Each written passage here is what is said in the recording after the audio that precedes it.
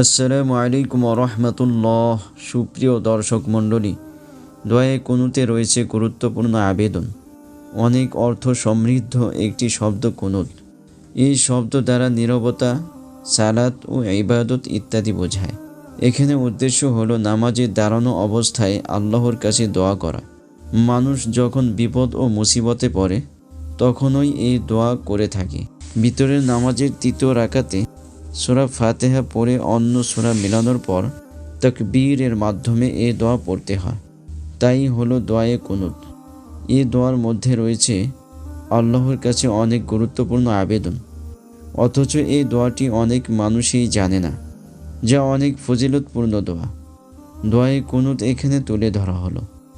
আল্লাহুম্মা ইন্না নাস্তাঈনুকা ওয়া নাস্তাগফিরুকা ওয়া নু'মিনু বিকা ونتوكل عليك ونثني عليك الخير ونشكرك ولا نكفرك ونخلع ونترك من يفجرك اللهم إياك نعبد ولك نصلي ونسجد وإليك نسعى ونحفظ ونرجو رحمتك ونخشى عذابك إن عذابك بالكفار ملحق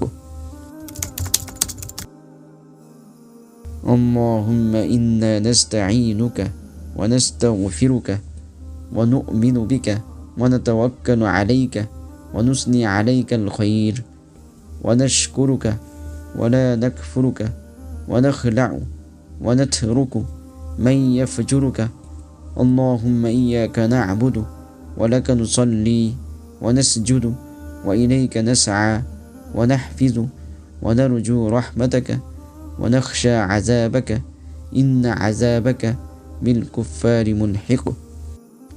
অর্থ: হে আল্লাহ, আমরা আপনারই সাহায্য প্রার্থী এবং একমাত্র আপনার কাছেই ক্ষমা প্রার্থী। আপনার উপর আমরা ঈমান এনেছি এবং আপনার উপরেই ভরসা করি। আপনার উত্তম প্রশংসা করি, আপনার শুকর আদায় করি, আপনার প্রতি অকৃতজ্ঞ হই না। যারা আপনার নাফরমানি করে তাদেরকে পরিত্যাগ করি এবং তাদের সাথে সম্পর্ক ছিন্ন করি। হে আল্লাহ, আমরা আপনারই ইবাদত করি, আপনার জন্য নামাজ পড়ি এবং আপনার জন্যই সিজদা করি। আপনার দিকেই ধাবিত হই, আপনার হুকুম পালনের জন্য প্রস্তুত থাকি। আপনার দয়ার আশা করি, আপনার শাস্তিকে ভয় পাই। নিঃসন্দেহে আপনার শাস্তি ভোগ করবে কাফের সম্প্রদায়। সুতরাং এত সুন্দর একটি দোয়া সবার জানা থাকা উচিত, যা ভিতর নামাজে পড়া হয়। আল্লাহ তাআলা উক্ত দোয়ার মাধ্যমে তার নৈকট্য অর্জন করার তৌফিক দান করুন, আমিন। আমলের ভিডিও পেতে চ্যানেলটি সাবস্ক্রাইব করুন।